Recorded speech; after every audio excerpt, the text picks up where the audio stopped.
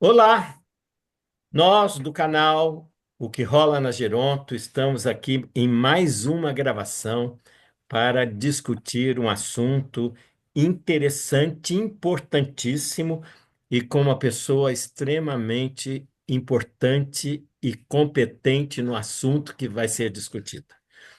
Nós vamos discutir hoje saúde suplementar e envelhecimento.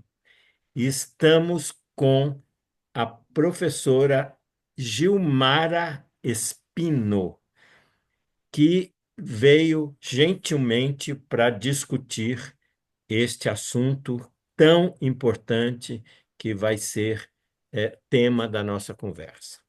Eu vou apresentar inicialmente Gilmara Espino e depois colocar a primeira pergunta para a Gilmara já iniciar a nossa conversa. Bom, Gilmara Espino, ela é presidente da GPS, é a agência especializada em comunicação e marketing para o setor saúde. Ela é conselheira nacional de gestão em saúde da Federação Brasileira de Administradores Hospitalares, professora de marketing em saúde do IDOR, que é o Instituto DOR de Pesquisa e Ensino. Ele é mestre em gestão de saúde pela Fundação Getúlio Vargas, atua há mais de 2 décadas em projetos de transformação organizacional, comunicação, cultura e desenvolvimento de lideranças em instituições de saúde. Também é professora convidada de programas de pós-graduação e MBA da, da Fundação Getúlio Vargas e da ONA, e ela é fundadora da revista Práticas, Melhores Práticas em Saúde e desenvolvedora de uma ferramenta TS, Pesquisa de Cultura e Segurança. Portanto, vocês veem que Gilmara é uma pessoa muito competente para discutir o tema de hoje, que é saúde suplementar e envelhecimento. Então, apresentada a nossa convidada, dito o tema da nossa conversa importante de hoje, eu vou dar a você, Gilmara, um minuto, aí, alguns segundos, uns minutos, para você se apresentar, falar aí uma introdução e até complementar algo que eu não falei, que é importante que você queira falar. Então, Gilmara, aí sua apresentação, por favor, fique à vontade.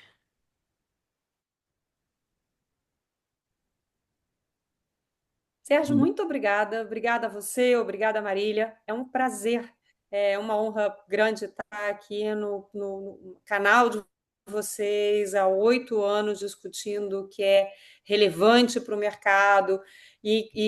É muito curioso, né, quando a gente diz que está discutindo longevidade, quando a gente, na verdade, está discutindo é o presente e o amanhã, né? Como estaremos organizados como sociedade. Isso faz o canal de vocês muito atual, já há 8 anos atrás. Você me apresentou muito bem. Agora imagino que as pessoas estão fazendo as contas aí, falando quanto tempo, quantos anos tem. Pronto, você acabou de denunciar, toda aqui, inclusive, a minha idade. Mas eu resumiria num ponto específico, assim, mais do que estudar o mercado de saúde, do ponto de vista de negócio, de formação, de futuro, de tendência, eu sou uma apaixonada pelo tema. Isso está no nosso DNA, no dia a dia, no DNA da empresa. Então, para reforçar que para mim não há prazer maior do que estar com vocês aqui hoje discutindo o tema. Então, Gilmara, muito obrigado mais Acho que uma até vez. a Marília já tinha desenhado aqui algumas coisas.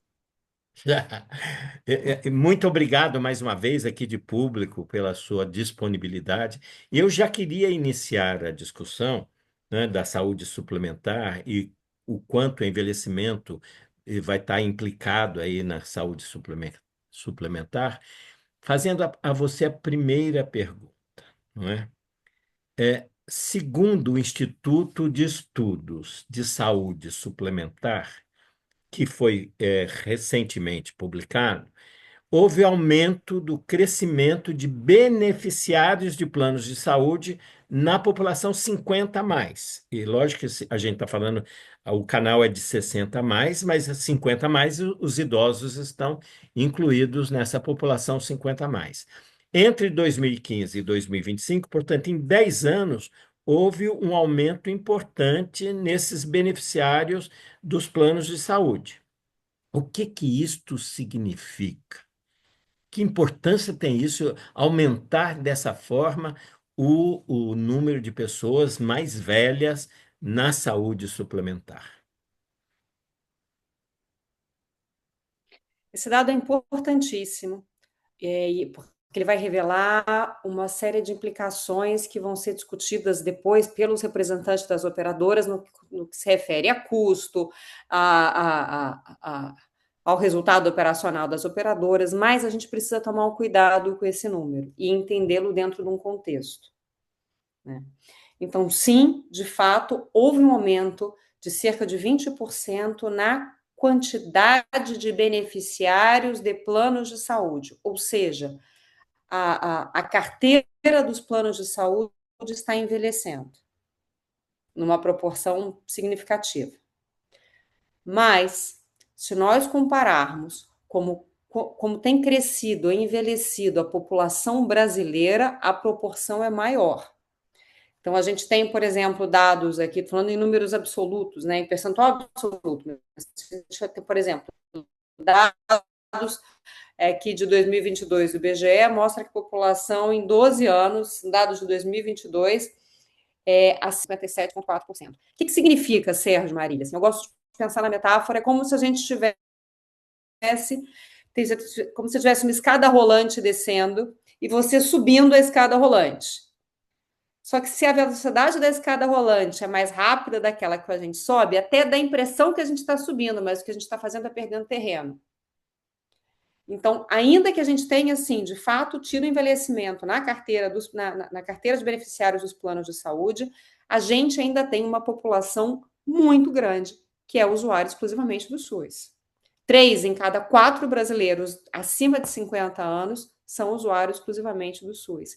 Então, isso mostra, assim, um grande desafio de como é que a gente vai abrigar e prestar assistência para essa população, que vai, obviamente, essa camada que vai precisar cada vez mais de assistência em função da própria longevidade. Assim, eu gosto de até para responder uma única frase, o Brasil envelheceu, o Brasil está envelhecendo, mas o mercado de planos de saúde está envelhecendo menos. A gente ainda tem uma dificuldade grande em abraçar. Então, Gilmara, é muito bom ter você aqui conosco. Então, assim, a gente tem um aumento da população idosa no país, a gente houve um aumento discreto de adesão aos planos de saúde suplementar. Veja se eu estou no raciocínio correto, segundo a sua explicação inicial. E aí, a gente não tem um número maior de pessoas idosas que aderiram a este plano, é insuficiente. Por quê?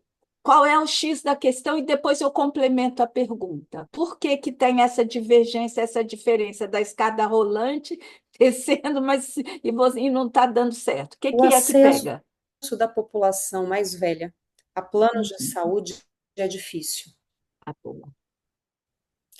Então, ele é caro, Uhum, ele não tem, a gente não tem a quantidade de produtos adequada.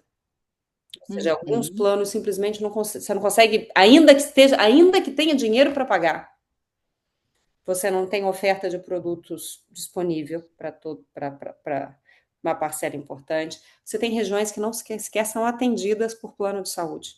perfeito. E, em alguns casos, há uma restrição muito importante ao plano, a oferta de produtos para o indivíduo, né? Ou seja, se não é um plano coletivo, você tem mais, você, novamente, você não consegue entrar, você não encontra produtos.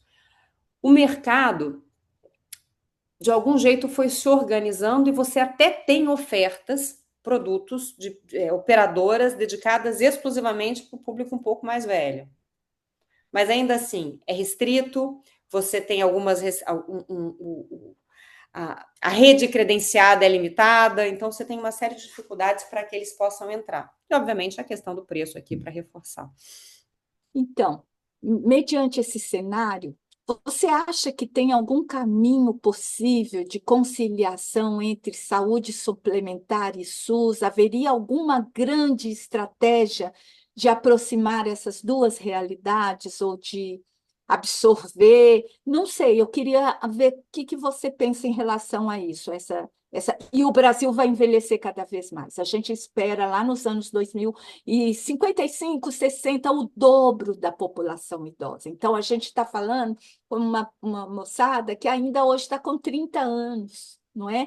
Como pensar o Brasil envelhecido nessas duas condições, saúde suplementar e sistema público de saúde? A gente tem que ter uma coisa bastante clara. Sistema de saúde e o Sim. sistema público e o sistema privado não deveriam ser duas coisas tão dissociadas. É um barco só. Então, aliás, tem uma boa metáfora aqui que a gente talvez possa elencar isso. Você tem dois barcos andando numa correnteza. Um barco só com aquelas pessoas que podem pagar um plano de saúde. Uhum, uhum, Pouca gente, mas e você tem um outro barco nessa mesma correnteza aqui, cheio de gente, cheio de gente.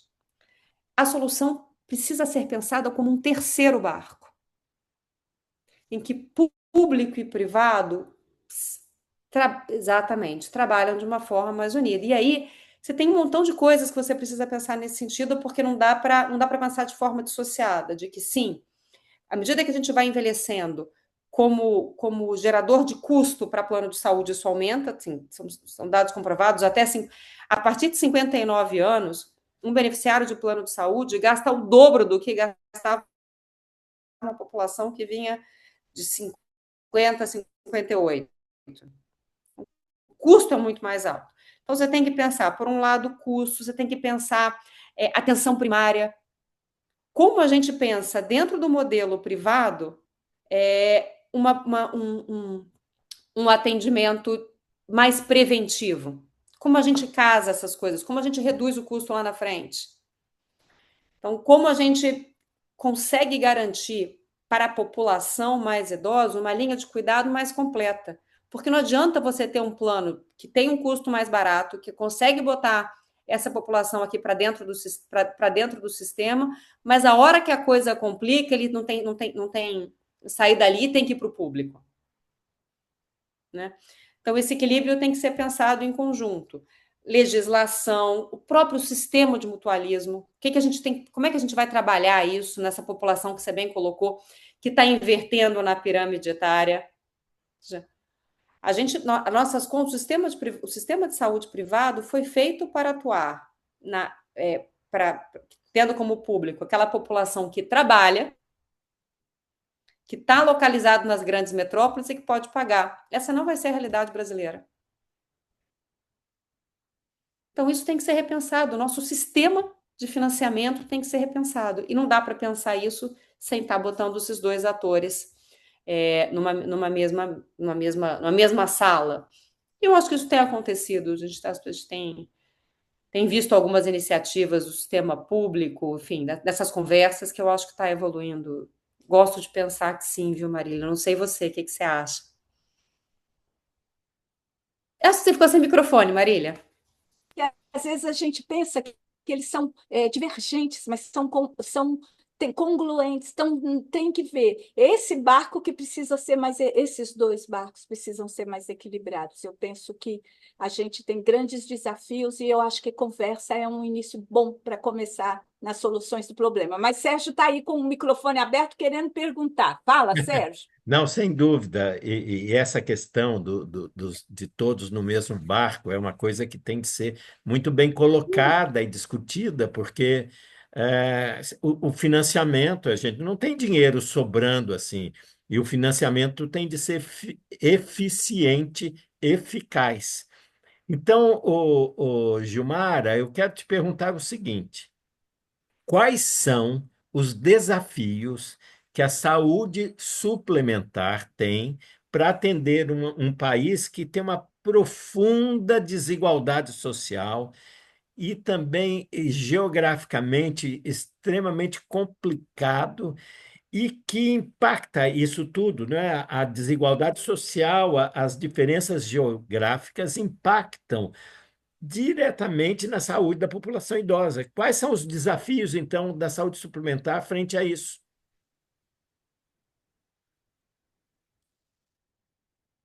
A gente já começou a desenhar algum deles e, de fato, acho que o primeiro, que é a base de tudo, é o produto da saúde suplementar não foi pensada para o lugar em que nós, como população, estamos caminhando, como organização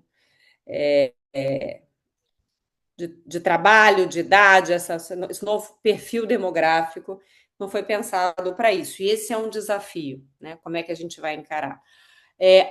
A questão de nós não da base do nosso sistema ser o mutualismo e termos uma população cada vez menor, a taxa de fecundidade e natalidade brasileira agora está de 1,57, um pouco menos do que 2, ou seja, já não seremos um país que cresce muito em breve em termos de população. Então, isso é uma coisa que a gente precisa pensar. E, de fato, o Sérgio está coberto de razão. Uma pessoa que mora hoje, um idoso que mora no extremo, no interior, no Maranhão, não vai ter oferta de produto para ele. Se tiver produto, não tem rede credenciada que possa oferecer ali. E mais grave ainda, em algum desses casos, em função da desigualdade, o que a gente tem é uma população que chega nessa idade, mais, né, a partir dos 50, a partir dos 60, com uma série de comorbidades. Então, ele já chega lá na frente com hipertensão, com diabetes e por aí vai. Então, ele, naturalmente, da forma como a gente veio tratando a população até agora, ele de fato está preparado também para custar mais. Então, a gente tem que pensar um pouquinho como é que a gente vai discutir isso sem como que a gente troca o pneu desse carro com esse carro, desse caminhão, com desse ônibus com esse ônibus, com o carro andando, né? Porque a gente não pode olhar só do ponto de vista político, e aqui tem que lembrar, a gente está no ano eleitoral, tem que tomar muito cuidado com o que vem de proposta. Como é que a gente resolve do ponto de vista regulatório? Como é que a gente resolve do ponto de vista de satisfação do usuário? Porque o número de queixas do usuário do plano de saúde está crescendo, são picos que a gente está atingindo. Do outro lado, como é que a gente faz isso? Regulando fraude. Os planos de saúde, sim, as operadoras registraram queda de sinistralidade, os planos de saúde registraram melhor resultado operacional, mas também à custa de melhoria de gestão, de inteligência artificial. Então, esse casamento tem que existir. Não tem vilão aqui, né? Não tem herói, não tem vilão. E o sistema tem que ser entendido dessa forma. A gente tem, obviamente, então, também esse desafio cultural de como é que a gente faz a população entender que não tem vilão, que não tem herói, que tem que trabalhar em conjunto, que cada um tem que fazer sua parte. Fazer sua parte na prevenção, fazer na parte da educação, fazer sua parte, inclusive, se prevenindo e se preparando financeiramente para uma velhice que será mais custosa e que terá mais adoecimento. Sim, inclusive. Obviamente, é difícil. Perdão, diga-se. Não, Inclusive. inclusive o que eu queria comentar em cima do que você está falando, inclusive a longevidade, não é? Não só cada vez mais o número de pessoas, a proporção de idosos está aumentando na população brasileira, mas a longevidade, quer dizer, não só vai ter muito idoso cada vez mais, mas eles vão viver muito e vão estar usando o sistema Uhum. de saúde. Exatamente. E também o que a gente tem visto é que eles também vão ficar mais tempo dentro do mercado de trabalho. Ou seja, eles estão dentro das carteiras dos planos empresariais. Também. Então, a gente tem diferentes componentes aí que precisam ser avaliados e colocados com transparência. Consumo de saúde, vocês sabem melhor que eu, e isso principalmente em diferentes camadas de educação, né, de quem teve mais ou menos acesso à educação, a condição de quem está comprando o usuário do serviço é de hipossuficiência. É muito facilmente enganado por um produto que dá a impressão de ser mais barato, que dá a impressão que está tirando aquele indivíduo do sistema público. E olha aqui, não há demérito nenhum no sistema público, pelo contrário. Eu sou uma defensora feroz aqui, voraz do nosso SUS. Mas que se dá a falsa impressão de que está oferecendo um produto que vai oferecer para esse indivíduo uma solução mais rápida, com consulta, e quando ele precisa, não está lá. Uhum. Então, até essa clareza, a forma como é vendido, tem alguns desafios aí, Sérgio, que a gente ficaria aqui sempre horas discutindo cada um deles a fundo. E é Então, é verdade. interessante. Sem Gilmar, dúvida, você tem toda a razão. E eu estou colocando uma preocupação enorme, porque uhum, com a longevidade, as pessoas vão estar presentes e necessitando de cuidados por muito por mais mais tempo, tempo. cada vez mais tempo, tá certo? Uhum, Marília, é isso. Gilmara, essa conversa aqui é séria. É muito bom a gente trazer você para a gente dialogar sobre isso. E aí, existe um princípio que se chama mutualismo na saúde suplementar. Eu queria primeiro que você explicasse que princípio é esse, o que, que ele a que se refere, e com a inversão da pirâmide demográfica que o Brasil está passando, esse princípio, como ele impacta nessa mudança. Então, o que é princípio do mutualismo? No mutualismo, a base paga pelo pico de menor uso. Então, imagine uma gangorra. De um lado, você tem uma base grande de jovens que pagam a mensalidade do plano de saúde, mas usam pouco, mas são muitos. Do outro lado, você tem menos idosos que, que exatamente que gastam muito. O fato desses gastarem menos ajuda a pagar o consumo desses aqui. Então é uma gangorra que, de um lado, você precisa ter mais gente entrando pagando, porque senão o custo daqui fica insustentável. Como negócio para o plano de saúde também. Né? Se a gente está falando do sistema privado. E é isso que precisa estar equilibrado. Quando a gente tem os dois lados precisam estar equilibrados, então, no que entra de recurso com o que sai de recurso. Quando a gente tem menos jovens entrando no sistema, você tem menos recurso lá na frente para pagar o pico. E aí o nosso sistema começa a ruir. Essa é a base de como foi construída a saúde suplementar hoje no nosso país. Então é importante, e junto com isso vem todos os elementos, né? Não é só o custo, gente, mas, como falou, mais fraude, produtos inadequados, uma legislação que não é atualizada, essas coisas todas vão incrementando o custo. Aqui. Você me fez duas perguntas, Marília. Uma que é o que era mutualismo, que eu não sei se ficou claro Ficou aqui. super claro. Então, mas eu acho que à medida que você explicou, já ficou claro a segunda pergunta, como que isso impacta, como o aumento da população idosa, essa mudança demográfica impacta nisso. Mas você já respondeu as duas na medida em que você explicou. Foi super eficiente, ficou claro. Tá bom, perfeito. apesar, deixa eu até fazer um comentário aqui, Gilmara, é que exatamente aquilo que eu falei da longevidade é impressionante como isso vai, porque cada vez vai ter menos criança. Então, o mutualismo, quer dizer, quem vai estar usando pouco e contribuindo, não, vai estar diminuindo. Enquanto que com a longevidade, quem vai estar usando e com todas as condições crônicas e usando cada vez com maior intensidade, está aumentando e não morre. Então, vai ser uma equação muito difícil de ser contemplada aí uma solução. O que que você acha? Sérgio, é exatamente isso, que nos leva a uma necessidade, do meu ponto de vista, e eu acho que provavelmente de vocês também, é a necessidade urgente da gente ter uma regulação atuarial que entenda, que reconheça essa nova realidade. Então, que você tenha uma discussão com todos os atores, transparente, sobre quais são os limites reais dessas variações de preço entre as faixas etárias, isso precisa ser discutido, está sendo discutido, né? Como é que a gente vai criar esses mecanismos de compensação que distribua melhor cada uma desses preços, né, por faixa etária? Como é que a gente vai privilegiar aqueles que fazem o investimento em modelos de cuidado que reduz o custo lá na frente desse indivíduo mais longevo? Então, essas coisas todas têm que ser pensado. Eu não tenho a menor dúvida de que o idoso bem cuidado,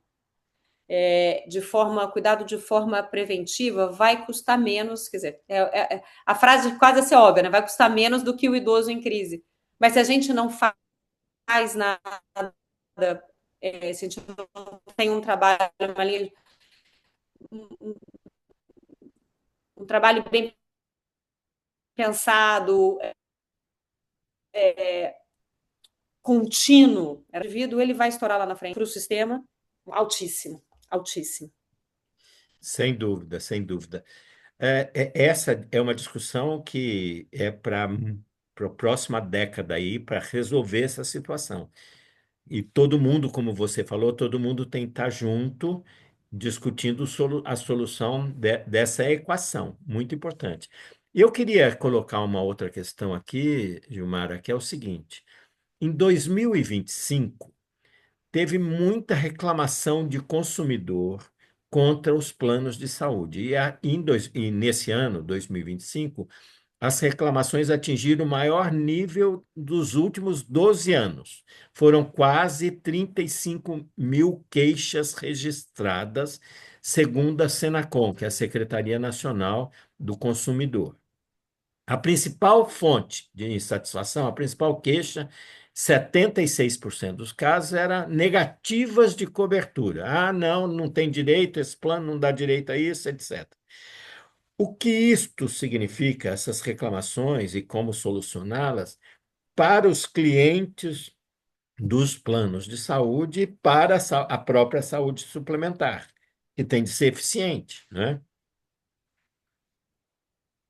Certo, isso é um paradoxo danado, né? Quer dizer, a gente tem uma situação, de um lado, você tem os números, os últimos que foram divulgados pelo próprio Instituto IES, que você mencionou aqui no começo do nosso papo, dizendo que, olha, aqui as operadoras melhoraram o resultado. Melhor resultado, menor sinistralidade. Melhor resultado operacional. E do outro lado, você tem os dados de satisfação que mostram, opa, mas aqui estamos tendo pico de reclamação. E 76, 77% das reclamações vem em função de negativa de atendimento. Né? Significa então que as operadoras estão lucrando porque estão negando mais? Não é bem assim. Né? Aqui é muito mais complexo que isso. Então, de fato, o aumento do resultado operacional também e principalmente está atrelado, associado à melhor gestão, a um combate de fraude como nunca se viu antes. Mas, obviamente, também a restrição de acesso. Então, cresceu produtos com coparticipação. Então, você tem a coparticipação que limita o uso. E você tem um olhar muito mais apertado para o que seria desperdício, porque seria um uso abusivo. E, infelizmente, isso impacta em quem é vítima do sistema também. Então, a gente está vivendo essas duas realidades.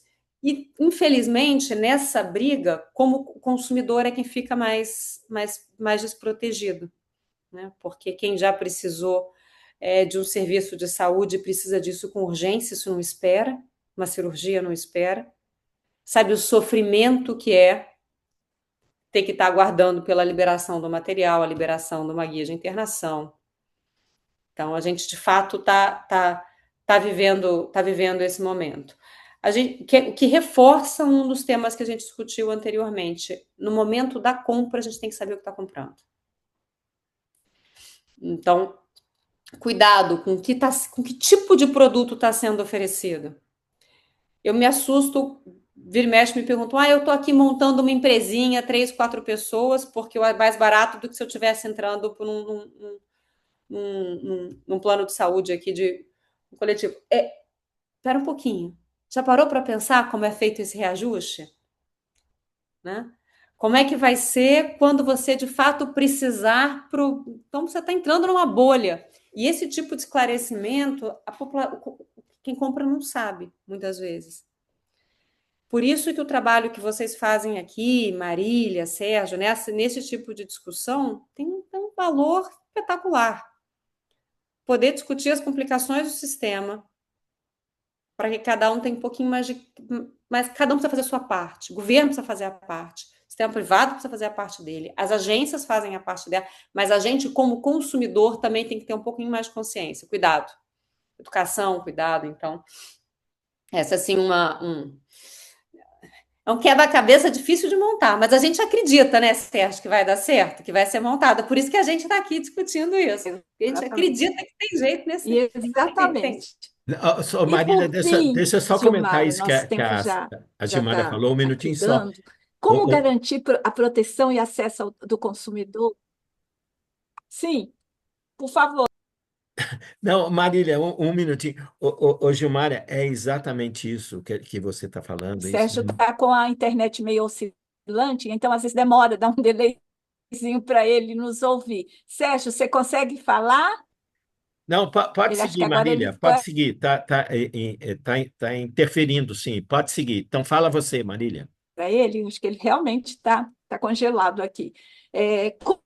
Como garantir a proteção e acesso do consumidor, especialmente o idoso, acomodar a transformação demográfica acelerada e assegurar a sustentabilidade financeira das operadoras? Creio que essa é uma pergunta difícil, né, para você, Gilmar, mas você já pensou muito sobre algumas dessas partes. Essa é uma pergunta de 1 milhão de vidas. Quem diria 1 milhão de vidas, né? Ok. Porque você tem todas essas forças que a gente discutiu aqui, cada uma puxando para um lado, né? Então, Uhum, a gente tem que saber que proteger o beneficiário tem custo, proteger o consumidor idoso tem mais custo ainda. É caro. Isso precisa ser entendido. Acomodar essa transição demográfica dentro de um sistema que a gente discutiu, que não foi pensado para isso, uhum, é uma outra força que está puxando ali para o outro lado. Como é que a gente ajusta uhum, produtos mais híbridos, como é que ajusta a legislação, como é que ajusta o trabalho aqui das agências, a fiscalização, os canais, dentro desse novo modelo de transição demográfica aqui. A gente precisa também garantir a sustentabilidade das uhum. operadoras. Ok. Seja aculturando, educando, mas entendendo que elas são um agente importante na prestação de saúde e que não dá para viver nesse momento sem elas, pelo menos é o meu forte entendimento aqui, né? E obviamente, estabelecendo e entendendo essa importância delas para poder cobrir para poder entender e ajudar ali nessa discussão de quem vai ser coberto, como e por quê, porque não dá para dar cobertura para tudo, a gente já sabe, né?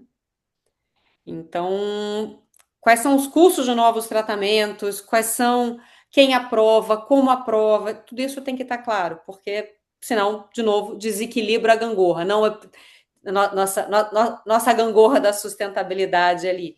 Isso, obviamente, passa, como a gente começou, precisa se construir uma legislação, você precisa estabelecer limites reais, precisa educar a população, precisa ter um investimento nessas pontas, onde a saúde não chega, na saúde preventiva. Então, a gente tem que organizar um pouquinho, trabalhar essas variáveis dentro do ambiente de transparência e de entendimento de que é um barco só, para voltar na sua pergunta anterior.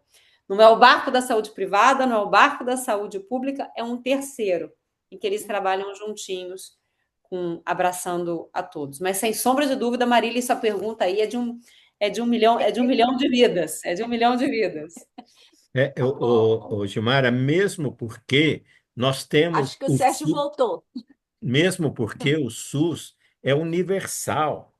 Nós temos 230 milhões de pessoas que vão estar utilizando, podem utilizar, e não tem como, não tem como negar, né? E nesse ponto, a saúde suplementar ajuda a diminuir a demanda do SUS. Tá certo? Então, é muito importante como que a gente vai fazer com que haja um atendimento eficiente e fazer com que as pessoas possam ser atendidas em qualquer lugar desse país, né? Mesmo onde a rede SUS seja pequena. Então, por isso que chama suplementar, quer dizer, o SUS é importante, mas a rede suplementar, a saúde suplementar, tem uma importância sim, porque o SUS não consegue ainda dar conta de tudo, numa população imensa como a gente tem. Você concorda?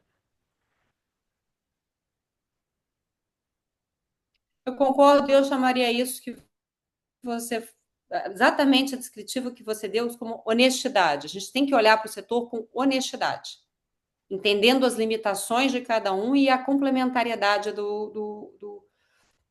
dos serviços, dos prestadores. Aí a gente tem um caminho. O caminho do diálogo, sem sombra de dúvida, é o caminho. O nosso sistema, a forma como ele foi pensado, é um contrato baseado, foi feito quando o país era jovem. O país não é o que era há 30 anos atrás. Não seremos como somos hoje daqui a 20 mais para frente. A gente vai esperar quanto tempo mais para ter essa discussão? Sério. Entendendo a população idosa crescente, entendendo a questão da longevidade, entendendo o peso que isso tem nos custos e entendendo que é necessário equilibrar o sistema. Sem vilões, todos no mesmo barco. Sem dúvida, Eu sem dúvida. gostei da metáfora do barco, viu? Também. Foi ótimo. Certo, gostei. Gilmara, infelizmente a gente está chegando aí no final da nossa gravação de hoje, não no final da discussão, porque essa discussão é importantíssima e vai ter de continuar, né, por anos a fio aí, e a grande meta é melhorar o atendimento no SUS e no sistema suplementar, na saúde suplementar. E eu queria, então, pensando aqui no fim da nossa gravação, dar a você aí mais 1 minuto, 2 minutos, para você fazer um fechamento das suas ideias, para que a gente possa, então, terminar a nossa gravação de hoje. Então, Gilmara, com você aí as palavras para um fechamento aí da nossa conversa de hoje. Agradeço a oportunidade da nossa conversa aqui e vou fazer um fechamento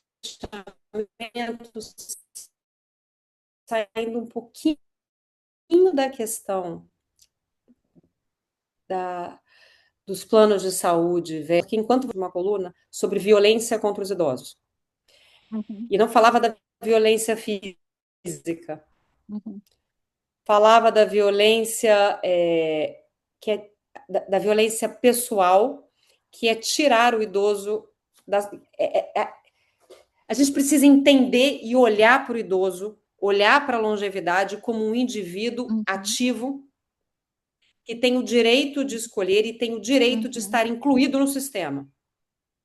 Então, a gente precisa pensar todos os aspectos desse envelhecimento, que inclui pensar e discutir como ele será cuidado, em que situação, onde ele vai morar, ele não uhum, pode ficar no hospital, como é que são as uhum, ILPIs, instituições de longa permanência, o que o sistema público oferece nesse sentido, o que o sistema privado oferece nesse sentido.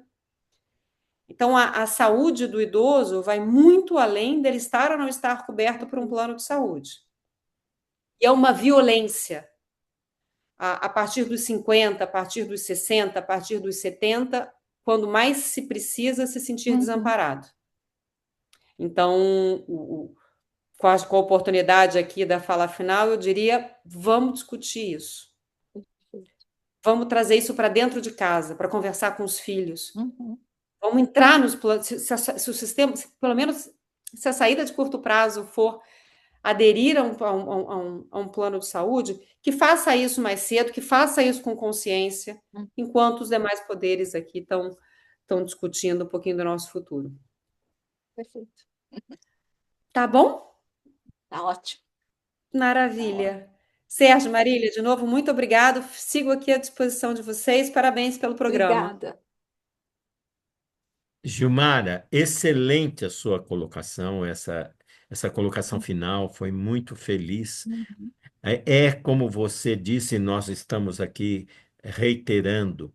Essa discussão precisa, de fato, continuar com todos os atores para juntos, unidos, chegar numa solução muito boa para os usuários, para as pessoas e, notadamente, para a população idosa, que, como você mesma pontuou, é uma população que tem mais demanda porque tem multimorbidade e, muitas vezes, várias doenças que vão necessitar de cuidados prolongados e que o SUS e a saúde suplementar terão de fazer valer esse direito.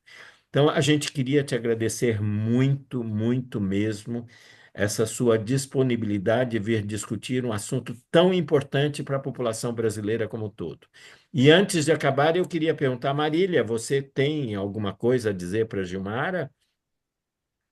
É só agradecer, assim como você fez, ela nos informou que chegou há pouco de viagem, gente. Tem intervalo entre descer e entrar no lugar que pudesse gravar 1 hora. Para mim, isso assim é um reconhecimento do trabalho, do compromisso dela, de discutir esse assunto. Então, Gilmara, muito obrigada e com certeza a gente vai recorrer a você novamente para nos ajudar, para discutir outros temas da velhice e do envelhecimento. Muito obrigada. Obrigada a vocês. Um abraço. E, para terminar, então, eu queria dizer a todos: divulguem essa gravação ao máximo, porque é uma discussão importantíssima e é uma discussão que foi feita por uma pessoa competente, que está por dentro dos problemas, que tem informações preciosas e trouxe aqui informações de uma forma concisa e extremamente boa. Eu queria aproveitar de agradecer mais uma vez a disponibilidade da Gilmara e dizer a vocês: assistam, divulguem, deem lá o sininho, acionem o sininho para a gente, o YouTube, saber que nós temos importância. Ah, que canal é legal que discute envelhecimento? Ah, tem o que rola na Geronto. Então, façam isso, deem o like para nós e divulgue essa gravação com essa discussão importantíssima com a Gilmar Espino, que trouxe aqui de uma forma concisa e competente as informações sobre a saúde suplementar e o envelhecimento. Silmara, muito obrigado mais uma vez e tudo de bom para todos e até uma próxima. Até mais, Silmara.